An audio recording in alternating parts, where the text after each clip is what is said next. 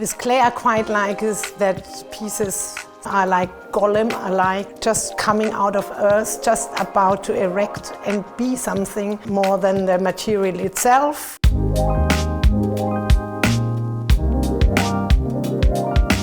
I'm Caroline Achaintre and this is my studio. Behind me you can see part of my work, the tapestry that's in the making, and I also make my ceramic work and my drawings in here. So I work with wool and clay mainly, also sketches and watercolors, but let's focus today on clay and wool because that's really what I'm doing mainly in the latest months and maybe even years. Wool I use because it's a non-neutral material. We can relate to it, everyone wears textile, but when you work in such an intense way, sometimes it's almost too much, and I really like that about it. It's really almost impossible to step away from it. It really has this kind of aura and warmth to it. Would make sense to start with this one. This is really what I used for this piece that's on there. It's a combination of a pencil drawing I made and actually the colored image is the mimicry of a spider, a mask drawn on the back of a spider to deflect enemies, I guess, or to lure other people to her.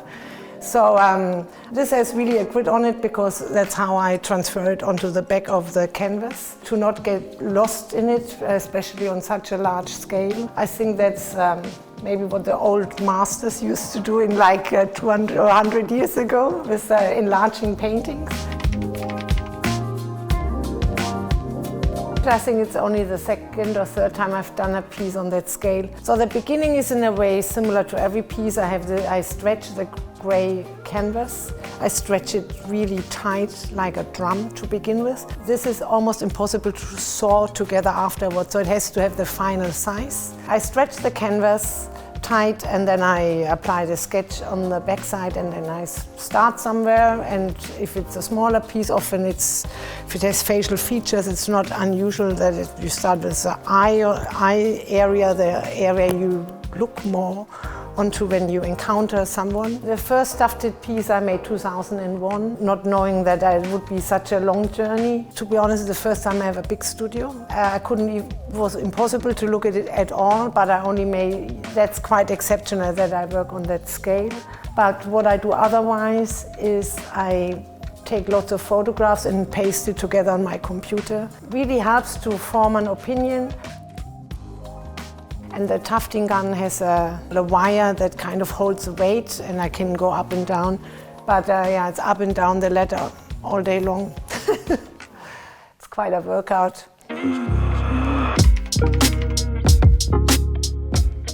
So that's the tufting gun, and in a way this process can be described as painting with wool. So I have, as you can see, all this wool, and with mohair is only one thread of wool, and the parameters are the kind of part in front that defines the length and the wheel. And it's an air tool, so it kind of is connected to a compressor, and so it's been shot through canvas.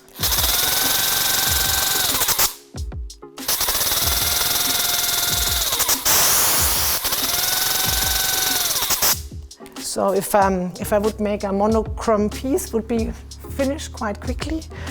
I work in parts, deciding on color or length of wool, and then I alter the wool until I have a rough sketch. So I have a daily nap. That's the luxury of being most of the time on my own here, and also not being in an office or teaching, what I do as well. I like to work a lot. I rise early and I can work long, but I need a power nap after lunch.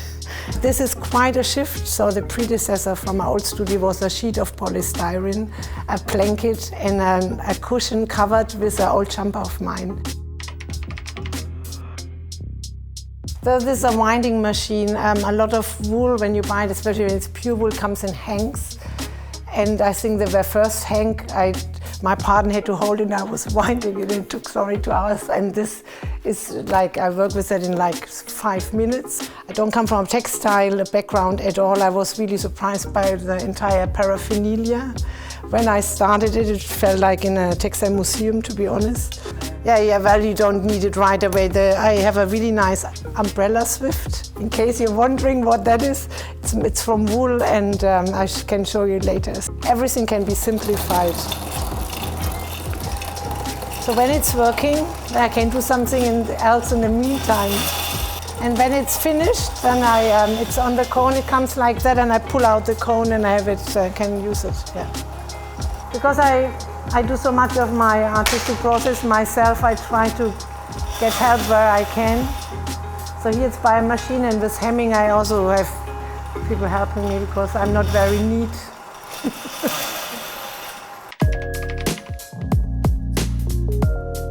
So to shape this piece, I used a cardboard tube, and I had to keep in mind that it shrinks like, can't remember how many % now, because then it shrinks more in the kiln. So I have to always think in negative space, which is also interesting. I used a cardboard tube. I knew I wanted to be kind of round, like a body. And the only way I can do that is by cutting it here and making it able to kind of fold it into itself to smaller the diameter. When working with clay, the more extravagant or ambitious you become with form, coming from a slab of clay, the more ambitious the under constructions are. Sometimes they are almost sculptures in their own right. With clay, I quite like is that pieces, some of them, not all of them, are like golem, I like kind of just coming out of earth, just about to erect and be something before becoming more than the material itself. It becomes a creature, but you can still see all the time the kind of the original material it came from, if you like, or the improvisation of its existence. In a way, my work always relates to the head, to the face, or to character, sometimes the body. Working with slabs, it's just this inanimate piece of clay. To fold it and warp it and work against gravity, then you have to support that. So in a way, it needs some planning. And I do that again to make it look malleable and alive, that it kind of is going through some, let's say, motion or emotion. And what's quite good to see in comparison to the unfired pieces, that it's the glaze, just the glaze and the firing that kind of makes all the structures come out. There is nothing, it's quite direct in a way. And I really like this directness. I spent hours and hours making work, but ideally I want it to look like it's kind of accidentally happened and just kind of stepped into the room somehow also. I know what I want to look into next. I mean, I think there's a reoccurring theme in my work. So it's, they look like masks, but in a way they're really creatures. It's often a coexistence of different personas, or a junction between animals and something human. So I have a huge source of images I accumulated. I believe in multiple personas. It doesn't necessarily have anything to do with schizophrenia, but I believe we all have more than one persona, and it's often a jumble in there. So I think it's this shell, this body often cohabits more than one, and that reflects it. And I think, I don't want to go to analyze too much, but as with every artwork, it's always something from out there and something from in there. So I think there are a couple of things like swirling around. There's still this notion of something uncanny, so it's undefined, so it's familiar. Part of the reason why I use wool, because it's such a familiar, warm material, but I like to encounter it in an unusual and sometimes a slightly uncanny kind of way. And it's a shift shaping in form, but also in terms of the animist idea that something is an object and a subject in the same time. So I didn't grow up in a context where maybe animism is seen as a religious theme, but I certainly find it, I believe that objects have a certain energy, and if you spend so much time making an artwork, and I kind of make them myself, like tuft by tuft, they kind of start being born in a way, like they from scratch till they finally become the whole thing. So of course they are charged with some energy, or the energy you put in, and then hopefully also that's being accessed by the audience when I'm not around anymore, coming out again. So I think this shift happens when making artworks anyway, this object and subject shift.